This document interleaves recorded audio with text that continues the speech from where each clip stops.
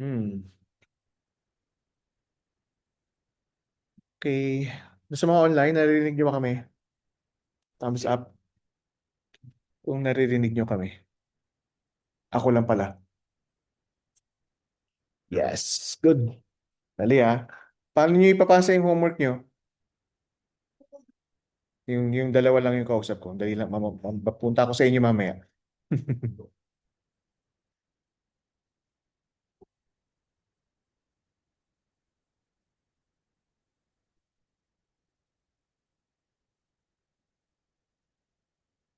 Okay. Nasa folder. Okay, sige, good. Ikaw, Zaira, nasa folder na rin? Yes. Okay, good. Yung iba, kayo, nasa folder na lahat? Okay. So, sino yung nagtatanong kanina? Akong physical? Akin na. Pasindin ng ilaw dyan, tapos pakipatay dito. Hindi, 10:30 ang usapan natin. Hmm. Kailangan nyo sumunod sa deadline. Ha? Okay. So, kaya tayo may deadline, di ba? Para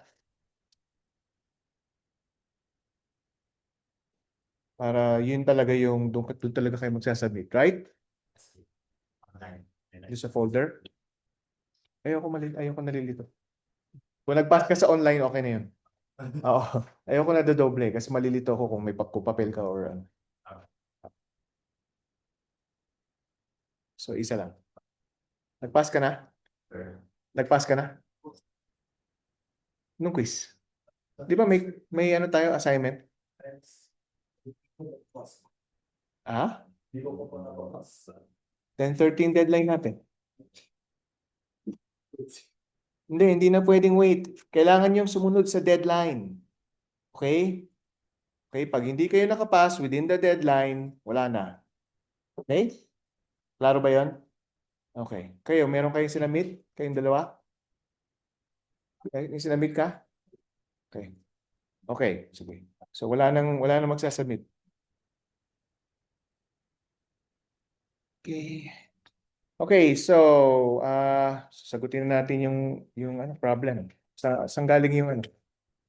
Ano ang origin ay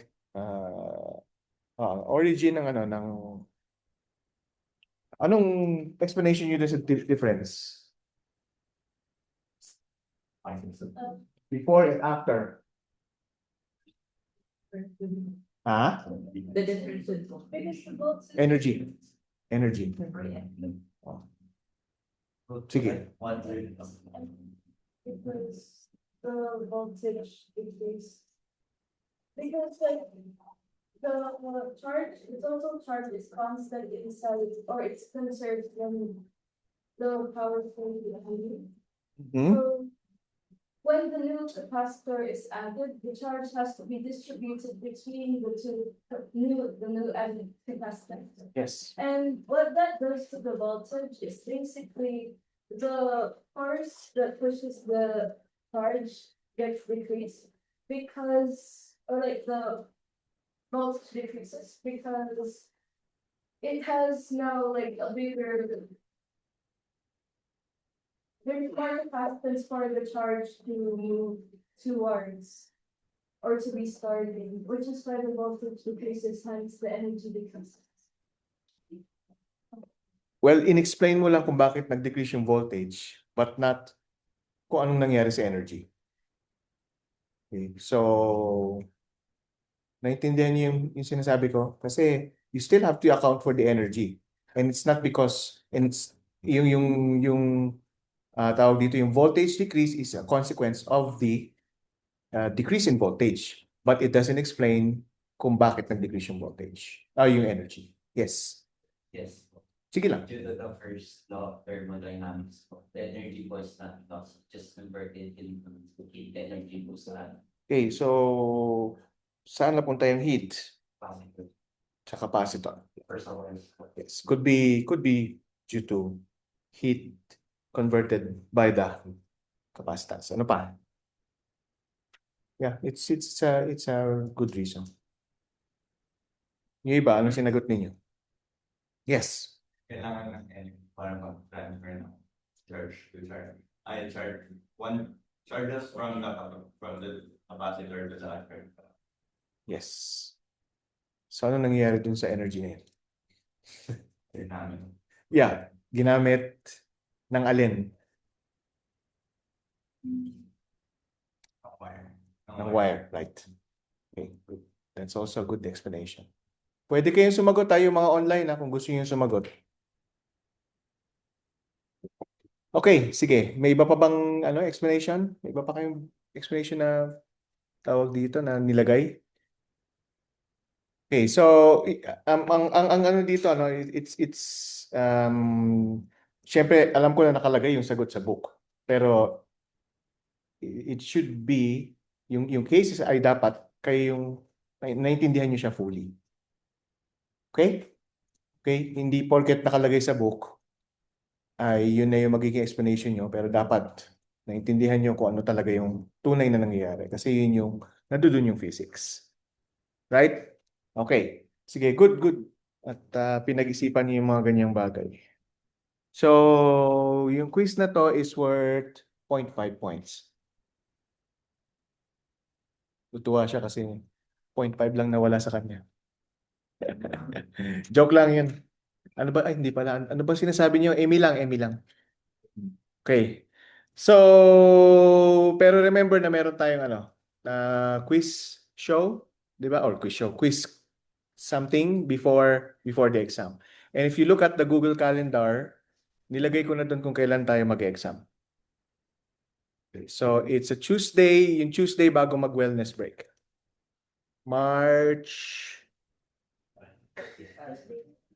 Wednesday, sorry. Wednesday. March 25. And the Friday before that, yun yung quiz natin. Okay? So later na yung mechanics kung paano siya mag-work. Okay, so meron pa tayong konting tawag dito, ita-tackle. So today, dielectrics, and then yung tawag dito, resistances. Okay, resistance. And then DC circuits, tapos combination ng resistance at capacitance, okay, in series. Okay, so this will constitute yung charging, or this is about yung charging at discharging ng capacitor. Okay? Syempre kailangan nyo i-charge at discharge yung capacitor na yan. Okay. Just like tawag dito, pag nag-charge kayo ng battery, so sina-charge yung capacitor, and then pag ginagamit nyo na yung battery, din-discharge nyo essentially yung capacitor. Kasi batteries are essentially capacitors. Okay? Now, let's dive deeper dun sa kung ano ang nangyayari within a capacitor. Okay? So dito sa figure na ito, makikita nyo kung ano yung construction or kung paano basically kino-construct yung isang capacitor.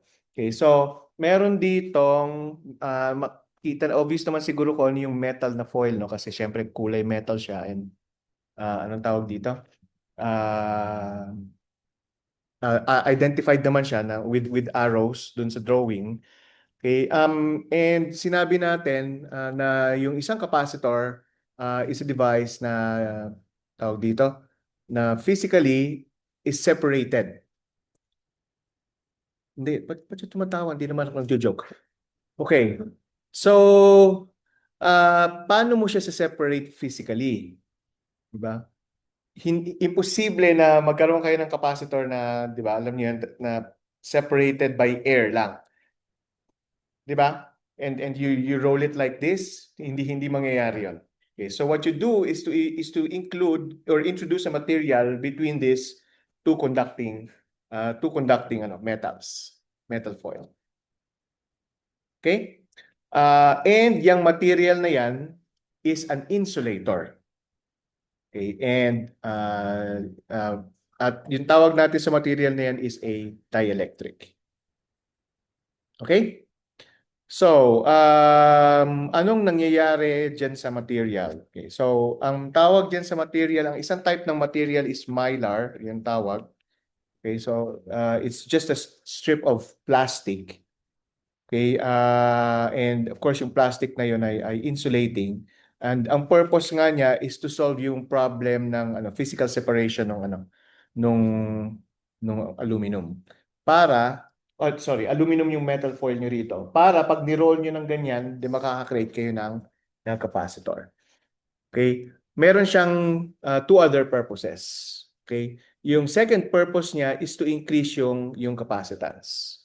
Okay, di-describe natin yan in a little bit. I-quantify natin yan in a little bit. Yung third purpose niya is to increase yung maximum possible potential difference between the capacitor plates. Okay?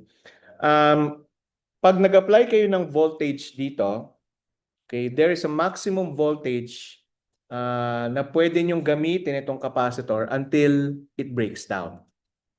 Okay, until such time na magbe-breakdown siya. So ang nangyayari is meron kayong dalawang plates, di ba?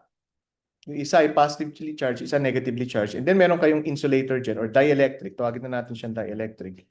And yung dielectric na yan still prevents yung positive charges to recombine with the negative charges. Kasi na-attract sila sa isa't isa eh. Di ba? But with the dielectric actually prevents that from happening. Okay. However, if you apply voltage dito,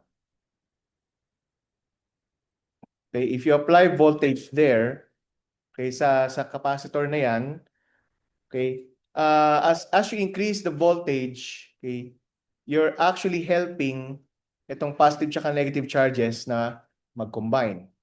Okay? At the same time, yung dielectric, pinipigilan pa rin niya na mag-combine yung dalawa. So hadlang siya sa attraction ng dalawa na yon. Okay? Pero if you apply enough voltage, okay, magkakaroon ng tinatawag na breakdown at magta-travel na yung or magre-recombine na yung positive tsaka negative charges between the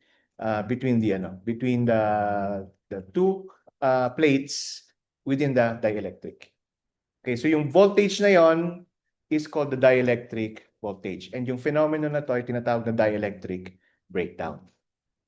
Okay? And pag nangyari yan, okay, puputok yung capacitor. Okay, hindi ko alam kung may nakagawa na sa inyo yan sa lab.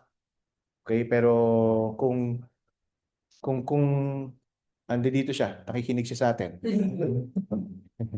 Kung tawag dito, kung feeling adventurous or naughty, 'di ba? At hindi nakatingin ng teacher ninyo sa lab, increase niyo lang yung voltage, sigurado puputok 'yan. Okay lang 'yan, na paputukin niyo. Okay. Tawag dito, part ng learning experience ninyo. At saka mura lang ang capacitor. So, yeah, hindi namin papapalitan sa inyo 'yan pag nasira. Pero syempre kung gagawin niyo 'yun ng paulit-ulit, enjoy ito at naglagay ulit kayo ng bago. Parang nakalima kayo ng sa isang meeting. Okay. Sino ba teacher niyo sa lab? Iba-iba? Yung iba? Okay. So yung tatlong bata.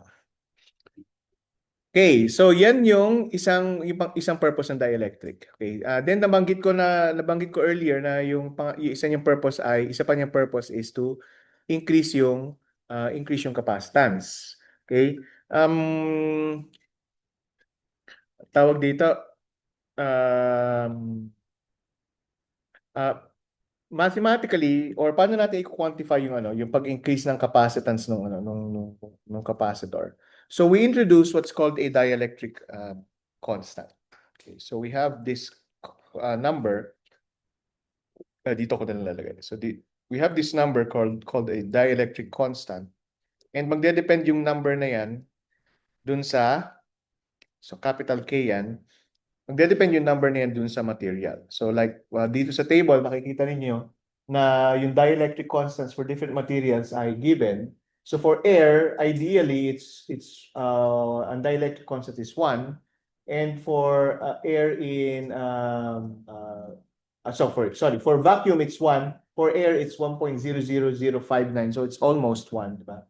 And then for air at high pressures, ganyan yung value niya. Then you have Teflon, polyethylene, benzene, mica, and mylar. Okay, and then may iba pang materials na nandito na pwede rin gamitin. Okay, na anong tawag dito na dielectric na material. Sir, Yes. mataas po ba yung constant mas mataas na voltage yung kaya niya po i-counter? Yes. Yes.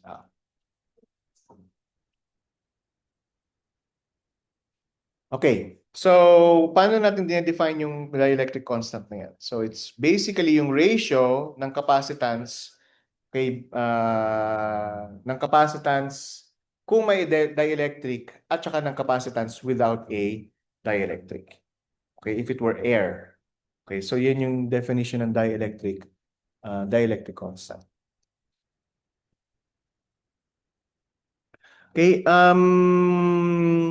and since we know na ang Q ay equal ang charge is equal to C naught V naught, okay, and dahil conserve yung charge is also equal to C times V, then from here we have C over C naught equals V naught over V, diba, from this relation. Then yung dielectric constant is equal to V naught over V. Okay. Or this implies na V is equal to V naught over yung dielectric constant. So in this case, yung potential difference nung capacitor is becomes less than the potential difference. Yung potential difference of a capacitor when it is with the dielectric becomes less than when it is without a dielectric. Can you repeat the So, alin banda? earlier sleep? Nakasabi ko. Okay. So syempre naintindihan niyo naman itong derivation na to. Hindi ko na ulitin. Okay. So from this derivation, makikita natin na yung dielectric constant is also related to the voltage without a dielectric at yung voltage ng capacitor with the dielectric. So yung voltage ng capacitor with the dielectric actually becomes less than when it is, yung voltage ng capacitor with a dielectric becomes less than when it is without a dielectric.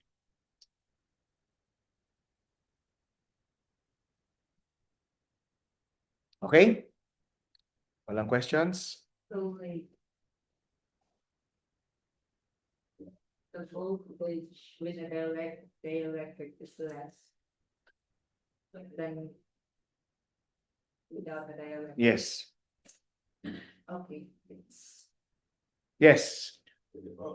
Pag nasobra ng voltage, magkaka-breakdown. Yes. Okay. Yun yung hinihintay kong tanong. Kasi confusing siya, di ba? Kasi sinabi ko kanina, yung maximum voltage na inaalaw ng tawag dito ng capacitor with a dielectric actually increases. Okay? Pero ngayon sinasabi ko na yung voltage with the dielectric is less than the voltage without the dielectric. Now, these are two different voltages. Kasi yung una kong sinabi is a dielectric breakdown voltage. It means that you can turn up the voltage as much as you can, okay, up to a certain limit. Pero this voltage na nandito is an operational voltage. When you're using the capacitor, okay, pag naglagay kayo ng dielectric, okay, yung voltage na ma-measure ninyo will become less than when it is without a dielectric. Okay? Iba siya sa dielectric breakdown voltage. Kasi you can increase this by as much as you want. Okay? Increase mo yan ng increase and then aabot ka sa dielectric voltage. Dielectric breakdown voltage.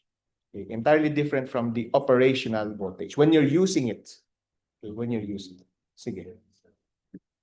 For example, we have like. A capacitor that has like stores like 10 volts. Yes. And then you put a dielectric with it, then hypothetically it just becomes like 8 volts. However, if you use the thing with the dielectric and then charge it with more volts, you can actually go extend from the 8 volts. Yes. Okay, sige. Ito yung pwede natin tignan pa. Halimbawa, wala siyang dielectric. Okay? Sabihin natin 10 volts yung 10 volts yung operational voltage niya. Okay? Now, yun nga, feeling naughty kayo, di ba? Gusto niyo i-increase. yung voltage. Pwede nyo increase yan, 10 volts, up to 100 volts, or 220 volts kung gusto niyo. Puputok yan. Yung 220 volts, yun yung breakdown voltage. Iba siya dun sa 10 volts na operational voltage.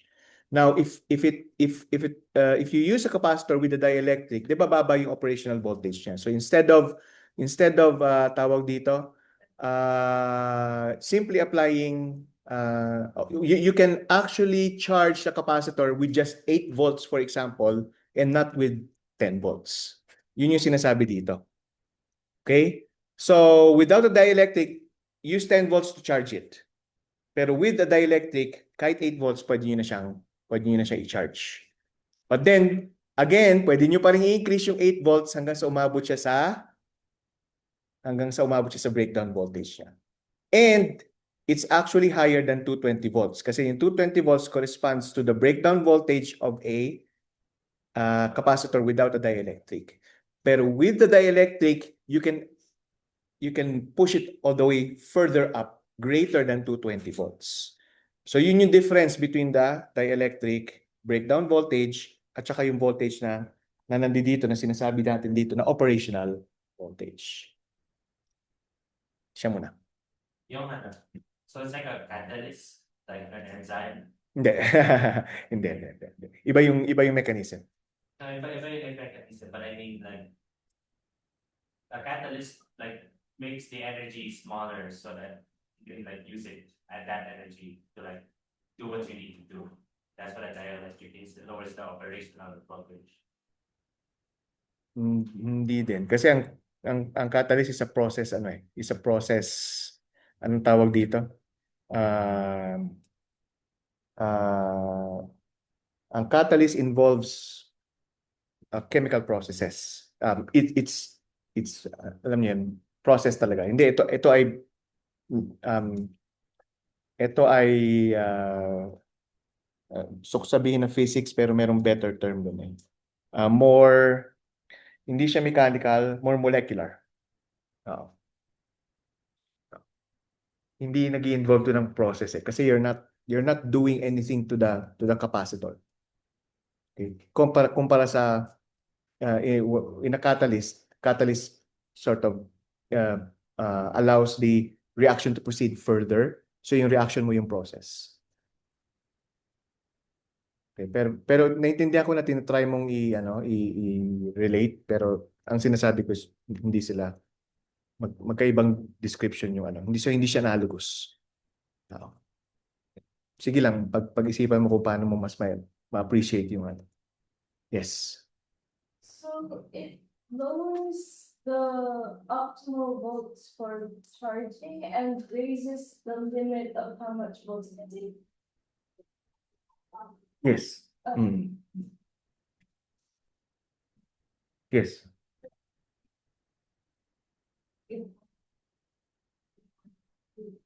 Mm.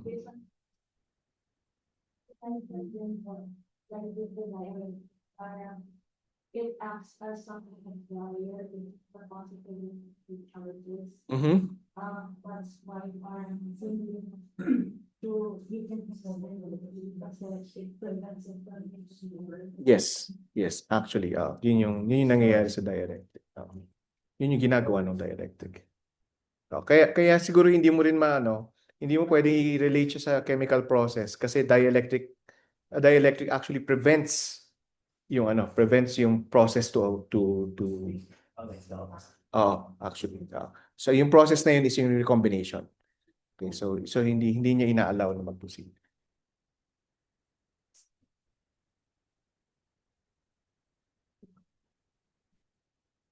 Actually, nag-hold siya ng voltage, nag-hold siya ng energy.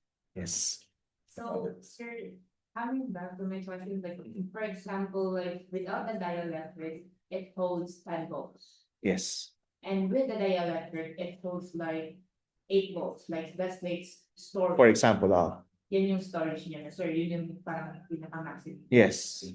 However, if you like connect it to a power source, and in the 10 volts one, you can increase it to 220 volts. That is Yes. the point. Yes. However, with the dielectric, you can increase it more than 220 volts. Yes. Providing there's a power source that's providing the Ah, bonds. yes, that's right. Pero hindi mo magagamit ang capacitor pag di pa siya fully charged. Hindi pa siya fully charged? Pwede naman. Pwede mo pa rin gamitin. O baka Bakit mo bababaan yung? kasi capacitance. Baka Pag may dielectric? people like general, why would you lower yung capacitance niya kung magagamit din naman siya kahit mataas yung mga capacitance? Hindi ko naintindihan actually yung tanong. Kasi sabi mo, why would you lower the capacitance when... Bakit mo lalagay ng dielectric?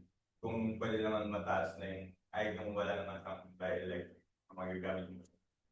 Hindi, actually, pag inang mo dielectric, tataas yung capacitance niya. Di ba? Ito yung sinasabi ng equation. Kasi yung C naught, yun yung capacitance mo without a dielectric. Total. Yung voltage. Yung voltage. Yeah. Yung let's say, you can think of it as a charging voltage. So you don't have to charge it. It less volts to charge. Yes. Yun yun. Okay? Pero yung capacitance niya tumaas. Yun di ba ang tanong mo? Or, okay. Sige. Sino pang may tanong? It's good. You're asking these questions. Okay. Okay na? Okay na? Okay. So, okay. So, now let's tawag dito delve deeper dun sa ano sa nangyayari inside a capacitor. Okay, so itong figure na to, okay, differentiates between when tawag dito kapag vacuum yung between the plates and kapag meron kang dielectric between the plates. Okay, so pag vacuum, okay, alam natin na yung plate na ito, okay, will produce has a surface charge density of sigma. Okay, ito naman ay negative sigma. Okay, surface charge density is just Q over A. So ito ngayon ay negative Q over A. So this is plus Q and this is minus Q. Okay, tapos yung electric field na pinoproduce nito, naalala nyo ba? Anong electric field na pinoproduce nito? In terms of sigma over epsilon naught. Okay, good. Okay, now with a dielectric, okay, ganito yung nangyayari. Remember that the dielectric is an insulator. Okay? And anong behavior ng dielectric pag naglagay tayo ng charge dito? So, halimbawa, naglagay tayong positive charge dito sa plates na to, and negative charge dito sa kabilang plate. Anong magiging behavior ng dielectric? Yung charge will not move around. Okay? Okay? Contrary sa metal. Kasi sa metal, ang mangyayari is yung charge pupunta dun sa surface. Di ba? Okay. Pero sa dielectric, hindi siya gagalaw. Kasi unang-una, paano siya gagalaw? Insulator nga siya. So, hindi mag-move yung charges. Instead, mag-orient yung molecules sa dielectric such that yung mga negative portion ng molecule ay haharap dun sa positive plate at yung positive portion nung molecule ay haharap dun sa negative plate. Pero they're still within their place. Hindi sila talaga gagalaw. Okay? So halimbawa itong imagine niyo. Halimbawa itong walls na to, yung walls na yan yung ating plates. So diyan yung positive, ito yung negative. Dito na lang yung positive tsaka diyan na lang yung negative. Arte, no? Okay. Tapos anong tawag dito? Biglang ano bang magandang example ng event? Biglang may alien doon sa kabilang side. Okay, anong gagawin ninyo? Kita nyo, biglang may alien na ano yung unang-unang gagawin ninyo? Ha? Hindi, yung unang-unang nyo munang gagawin bago kayo pumunta doon, ano yung unang-unang nyo gagawin? Titingin nyo, di ba? So lahat kayo haharap doon. So you can think of it yung molecule as that. You're still in your place, pero yung ulo nyo napunta doon yung lingon ninyo napunta doon dito sa isang side na to. Right? So ganun din yung sa molecule. They're still in their place, pero nag-ano sila, nagro-rotate sila in their place. Such that yung positive region nung molecule ay haharap sa isang side at yung negative region ay haharap sa kabilang side. Polar, bipolar. Yes, actually ang dielectric is a polar. Yung mga materials na yun ay polar. Polar molecules yan. Yes, actually, yun na nga yung susunod ko sasabihin. Polarizable lahat ng mga ano na yan. Good.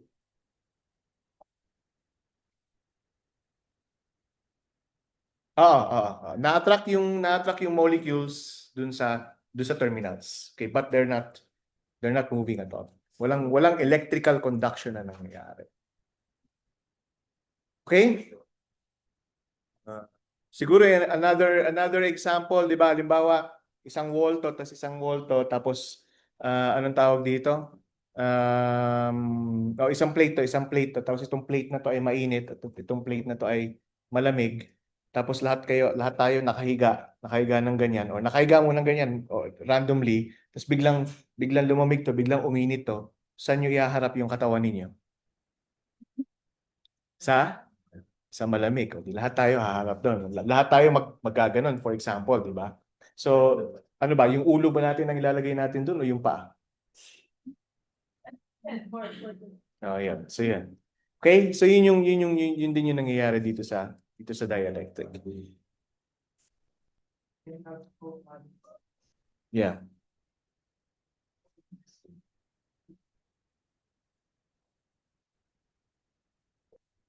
Oh, sige. Yeah. Okay na yan. Basta ang point is, nagro-rotate yung molecules.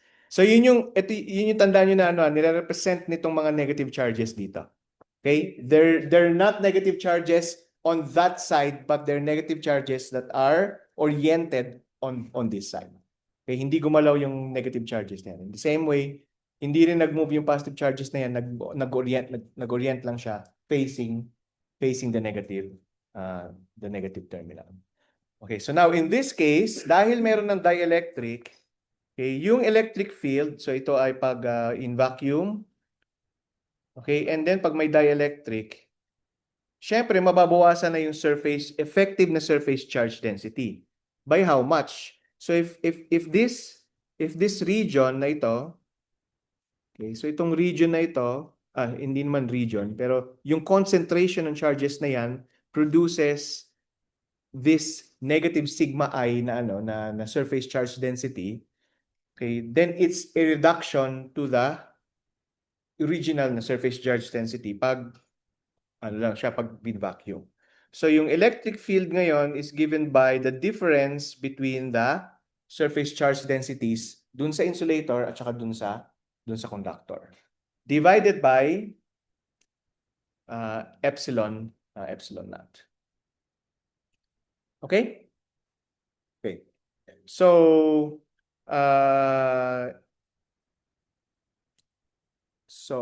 sorry. Lalagyan ko ng E naught dito. Okay, lalagyan ko ng E naught siya. Okay, now how are E and E naught related? Okay, so alam natin na ang V is equal to E times T. So from here, okay, yung dielectric constant is just E naught over E. Okay, and if we take the ratio of E naught tsaka E, then we get a relation between sigma I and sigma. Okay, so hindi ko na gagawin yung mathematics, lalagay ko na lang yung final answer. Okay, hayaan ko na kayong pagpraktisan yung mathematics nito. Anong malay nyo, baka lumabas sa exam. Ay, may nasabi ba ako? Okay. Wala kayong narinig. Okay, so yan yung surface charge density dun sa insulating material. So this is an induced surface charge density.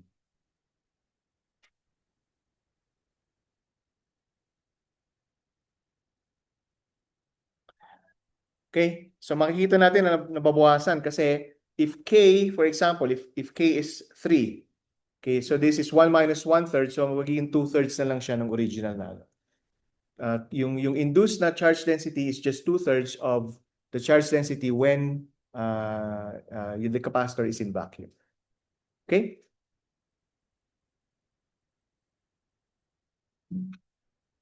Okay ba yan? Okay?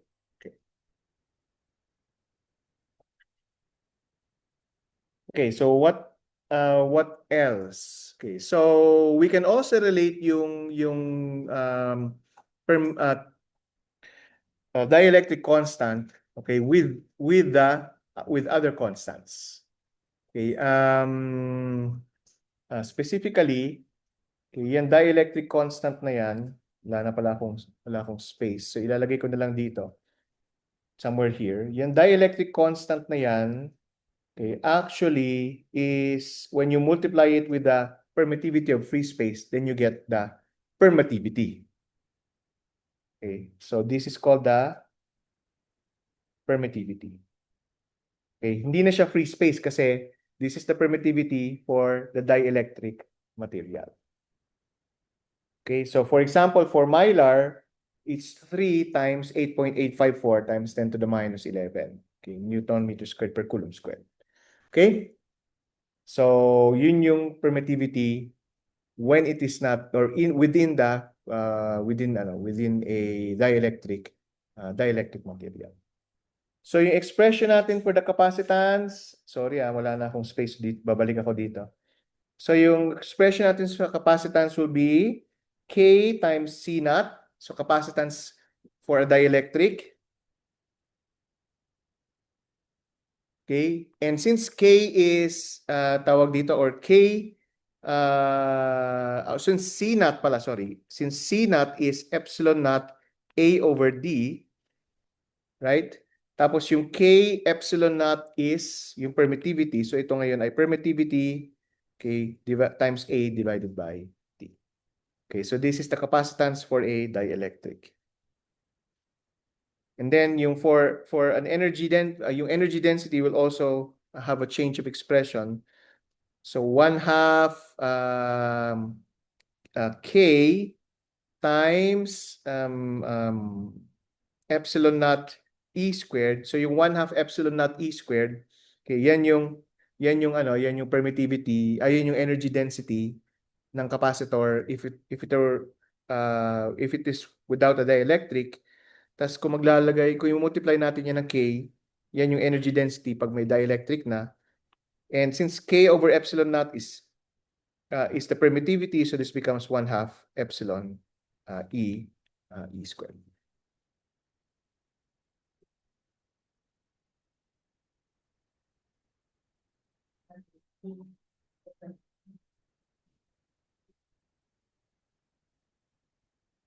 Okay.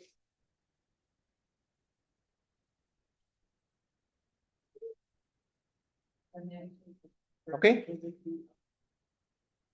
Okay na? Okay. So kung walang question, then merong question. Ang question ay, capacitor with and without a dielectric. So suppose the parallel plates in figure 24.15, nasaan ang 24.15? Yan. Okay. Each have an area of 2,000 square centimeters. Okay. So yung area and R 1 centimeter apart. So ito yung area and then ito yung D. So area equals 2 times 10 to the minus 1 square meters and D equals 1.00 times 10 to the minus 2 meter.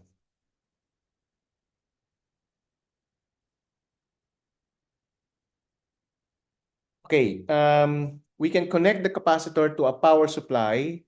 Okay, charge it to a potential difference V naught equals 3 kilovolts and disconnect the power supply. Okay, so dito, charge yung capacitor to 3,000 volts. Okay, so yung V naught is 3,000 volts. We then insert a sheet of insulating plastic material between the plates, completely filling the space between them. Okay, we find that the potential difference decreases to 1 kilovolt. So nag-decrease ngayon yung potential difference to 1 kilovolt. While the charge on each capacitor plate remains constant. So find A, the original capacitance C naught. Okay, letter B, the magnitude of charge Q on each plate. Letter C, the capacitance C after the dielectric is inserted. D, the dielectric constant. Okay, permittivity. F, the magnitude of the induced charge, QI. G, the original electric field E naught between the plates, and H, the electric field after the dielectric is inserted. Okay, so letter A, ano yung original na capacitance? So since given ang area at saka ang distance, separation distance between them, yung original na capacitance is just C equals epsilon naught A T. So 8.854 times 10 to the minus 11 farad per coulomb. Tapos yung area is, ano sabi? 2 times 10 to the minus 1 square meter, and then divide this by 1 times 10 to the minus 2. Ito. Okay, so ano ngayon ang capacitance dito? Sorry, kailangan ito ay C naught kasi ito ay without the dielectric. So C naught is 1.77 times 10 to the minus 10 farad or 177 picofarad. Okay, maganda masanay na rin kayo sa mga sa mga prefixes.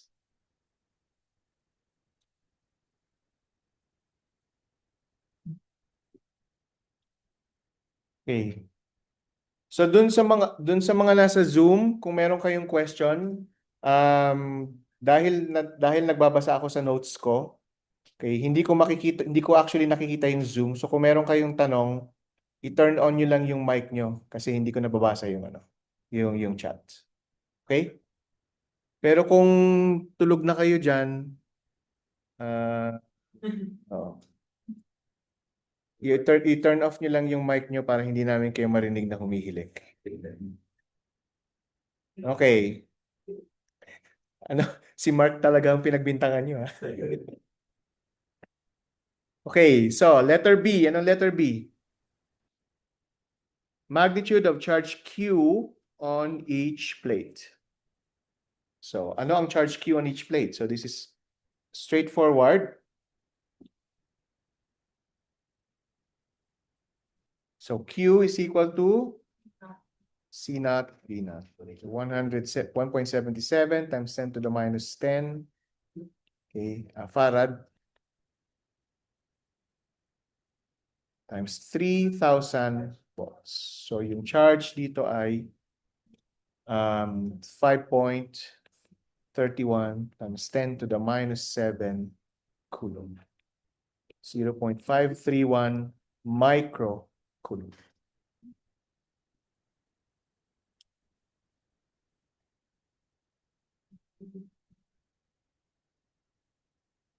Okay, letter C. Saan yung letter C? The capacitance C after the dielectric is inserted. So ano ngayon yung capacitance after the dielectric is inserted? So C is equal to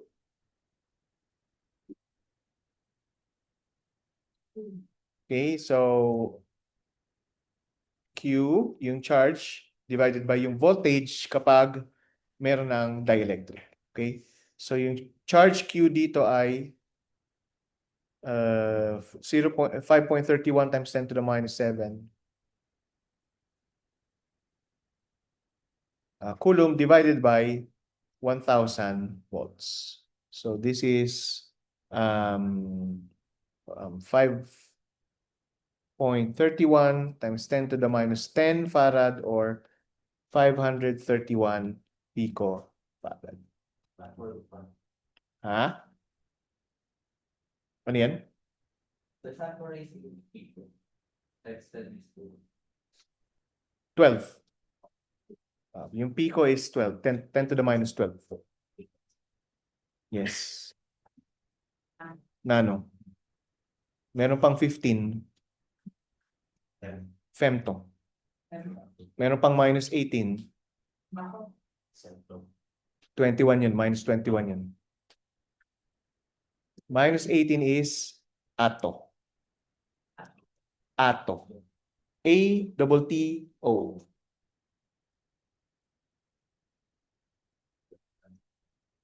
Okay. At magagamit nyo lahat yung mga units na yan. Magugulat kayo. Yes. So C. Okay, and then saan na tayo? Letter D. Ano ang tinatanong sa D? The dielectric constant. Okay, so sinabi natin na by definition, ito ay equal sa C over C naught. So this is 531 picofarad divided by 107 picofarad. And this is just equal to 3. Makukuha rin natin yan sa voltage, right? Okay. Letter E. Ano yung letter E? Permittivity. So anong permittivity? So by definition, yung E ay equal sa, epsilon ay equal sa K times epsilon. So this is 3 times 8.854 times 10 to the minus 11 ay 12. Bakit ko 11 ng 11? Oh, 12 pala to. 12 farad per coulomb. So this is equal to 2.66 times 10 to the minus 11 farad per, sorry. Coulomb squared per Newton meter squared.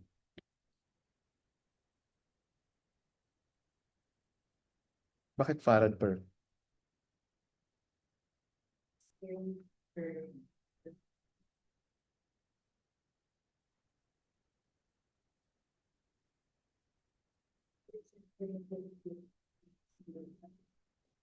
Ah?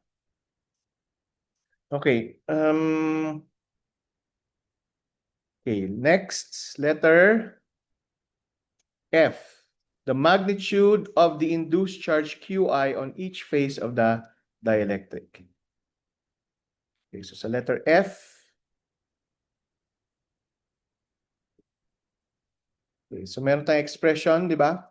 Relating yung surface charge density, okay, sigma I with for a dielectric at saka doon sa surface charge density without the dielectric. So this is 1 over 1 minus K.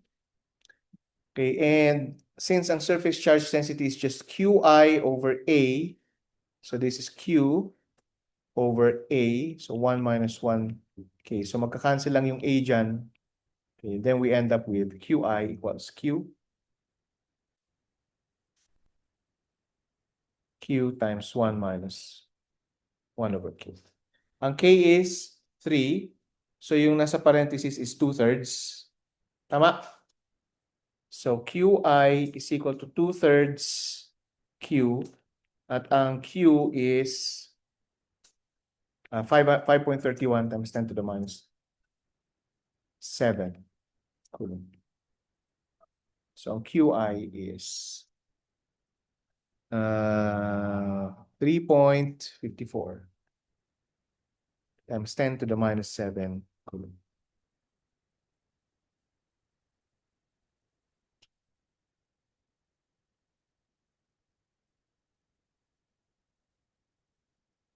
Okay, so letter G, ano yung original na electric field?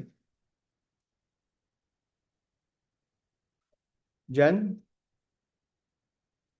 So we can relate yung electric field dun sa voltage. Okay, V naught. Ang V naught, ang V naught is 3 volts divided by separation distance, which is 1 times 10 to the minus 2 meters. So this is 3 times 10 to the 5. Bakit 3 volts? 3,000 volts. Original. 3,000 volts. So 3 times 10 to the 5 volts or 30 megavolts. And letter H, the electric field after the dielectric is inserted. So pwede natin gamitin na E is equal to V over D.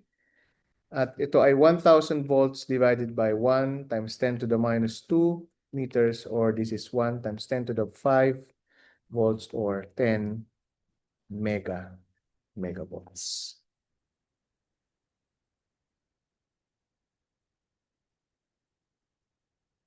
Okay. Oh, any questions? Sir, supposedly per meter, per Yes. meter po yun. Why does the calculation for electric field, the volts, Ah! so it's divided by No, sorry. Millivolts per meter.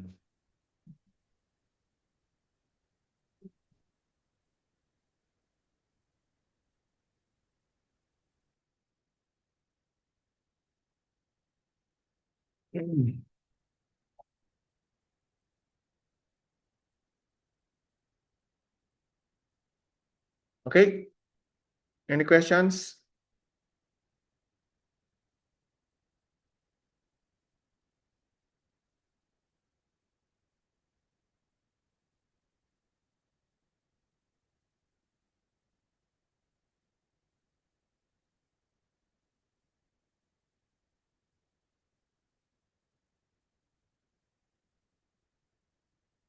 Any questions?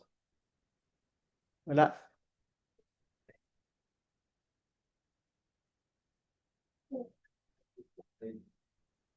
Ah? 100,000. 10 to the 5. Ay, oo nga, no? Oo nga, oo nga. Tama ka, tama ka. Right. 0.3 pala. 0.3 megavolts per liter. Tsaka 0.1 megavolts per liter.